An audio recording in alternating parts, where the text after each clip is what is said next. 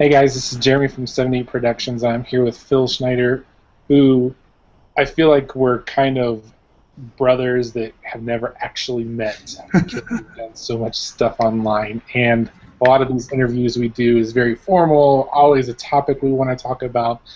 This time it's a little different because I feel like Phil, me, Eric, all of us, when we get together, whether it's typing or actually doing videos, podcasts, whatever, it's very informal, but at the same time, something amazing comes out of it. So, Phil, share with us a little bit about who you are.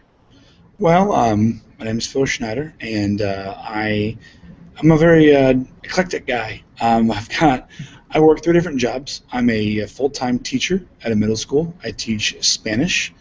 However, I'm a historian by training, so it's a kind of a weird concept there to get the history teacher to teach Spanish, but that's what budget cuts do for you. I'm a part-time middle school youth pastor, and then on my free time, whatever that looks like, I blog online, mostly at Churchmag, but got some new things in the works soon. Cool. And I think for me, as far as interacting with you, a lot of people, social media, blogging, whatever, you get to see a side of them, and it's a side that they want to kind of share. But I've been doing a lot of different talks about what it means to have community, to be authentic, talk about ministry, whatever. I feel like what we have been doing with Churchmag has been a great approach on how to be authentic online and to not just have this self that you put out to people to be able to say, hey, here's the best version of me, but we kind of just talk about whatever and goof around and Yeah.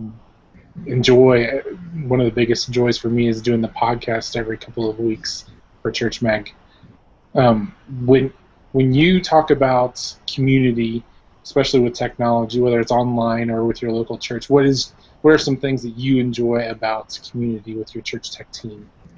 I think first and foremost, whether it's local or it's online, I love that it's not about competition, it's about sharing and growing and learning from each other. There are so many things. That's what drew me to Church Mag in the first place, just as a reader, 2 or 3 years ago, was so many different times I'd be like, well, what should I do next from a website? Or what should I learn next? Because I'm a dabbler. I really am. I'm hyperactive. It's hard for me to focus on a project for too long. So I'll start something and work on it, and I'll move on. Just keep that knowledge in my head. I love learning in a team context from a team. Everybody has their own strengths, and so everybody brings different things to the table, and that's so key. Whether, like my local church team, one of the guys was really good with lighting, and he knows how to do that, how to set it up, how to run it, and he's fantastic with that. You got one guy who's fantastic with, you know, I can't think of the terms. I guess we say networking. He set up different VPNs and whatnot to connect this computer to that computer, so we can share screens here and share screens there.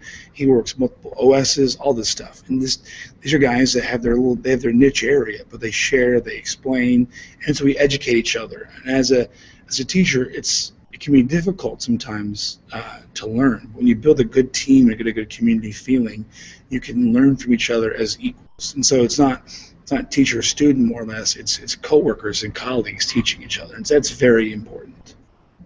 Very cool. And I think that as far as what we have at the church tech team, or church mag team, is just the ability to ask anything and to be able to just share and have fun. But at the same time, I think that there's a camaraderie with the group that when something sucks, whether it's someone is just trolling us on the blog or we don't know how to fix this tech problem that we're having with the web server or something like that, I first want to go to the Churchmag group and just ask questions about it. I don't know what are your thoughts on just the ability to be able to have community in that online environment from a maybe less centralized location that you would have at a local church? Yeah, I agree. I think, well, one thing I think a church mag, or like our network and our community is good for is that sometimes in your church team, you get into kind of a rut of here's how we solve this problem. And so with church mag, with all of us being spread around different backgrounds, I could say, hey, here's what I've got, and someone says, well, why don't you do this? Oh, we've never done that before. Let's try that. There's no limitations. There's no preconceived notions because everyone's background and experience is different, and I think that's just fabulous. And I think the overall, the feeling of the community is just on a team like that is incredible, and it's important. I've noticed I've begun to share more on the Churchmag network. I'm not a big online sharer. I've got to get it's intentional for me. I have to put myself out there because I'm really a shy person in real life and on the internet. So I'm very authentic. I'm actually very shy, and so for me, the Churchmag community is an easy place to go on there and share. Like, here's what this is going on. There's that, and it's just it invites communication. It invites interaction, and that's the kind of atmosphere you want for your team to draw out shy people and to put them on a level playing field with extroverts. Very cool. And I think that as far as talking about church tech teams, for me, I'm going to spring this question on you about what's your favorite church tech team. I'll give you a sec to think about it. For me, some of the best things about you and Eric is you guys have some great stories, and I think a lot of the internet talks about, oh, let's be serious and figure out all these different complicated things, and should I use WordPress or Clover or some other website, or how do I do social media well with my church? And yet a lot of what church tech for me has been, as far as an experience, is fun, enjoyable, trying to tackle some of these difficult problems. And so if I were to think of my best church tech memory, it's sitting in our youth group room whenever I was in college and simply playing Halo for 6 hours straight with some of my greatest friends in college, as we're just engaged, we're enjoying putting together technology. We ad hoc'd a network for the first time ever when I was in college, and we were putting together different computers. We had managed to hack Halo so that we could use it on a Mac, and then we were able to network it with PC, and there was just a lot of fun, a whole lot of Mountain Dew, a whole lot of pizza, and just to be able to stay up late, enjoy each other, rag on each other when we blasted each other, whatever it was in the game. But for me, that's probably the greatest part of church technology is I'm a nerd, I have other nerd friends, and I really enjoy it. So I'd like to hear, what is maybe your best church tech experience as far as memories go? I think there were. I got a lot of them. I did church tech. I mean, I was a church sound guy for almost 10 years, so there's a lot of memories there. But all of them generally. There's a guy at our church. His name was Jim, and I actually interviewed him a while back for a Churchmag post, getting perspectives of pro church tech and lay people church tech. And I was like 12 or 13. I became the church sound guy, and I think the previous guy left or something happened. I don't know, but my dad was pastor, so all of a sudden I'm the sound guy. And Jim slowly and methodically trained me and showed me here's what this does, here's what this means, and it was really cool. And a few times we had a boys group, we would go out camping, and we were part of a state organization, so all the groups across the state would get together and camp out one place, and Jim would set up a sound system at a natural amphitheater. So I'd go down with him and set it up, and just watching him work and watching him make mistakes and keep it calm. Like I watched him one time. He was backing his van down the hill, and a can light fell out of the back of the van, and he ran it over. And just watching him, I could tell he was mad and he was holding back a reaction because there's a kid right there. But just watching him try to be positive about it, move on, and refocus, just really. 'Cause I'm a quick-tempered kind of person, and that just really stuck with me. And as a reminder that sometimes things aren't going to go your way. Try and keep it calm. But I guess one of my best memories with church tech was when I was new at church. When I was really new, and I was green, we got over the head like walkie-talkies, so I could communicate because Jim played the organ, and so I could radio him for help or for questions, or he could tell me something was wrong on stage. And I slipped it onto Vox on accident. Now, I'm not sure if you can tell over the internet here how sweet my voice sounds, but I've got a fantastic singing voice. I've been told it's akin to a cat dying in a blender. And I kicked it over to Vox, and we're singing a song. And I just start singing the song, and I didn't see Jim's face.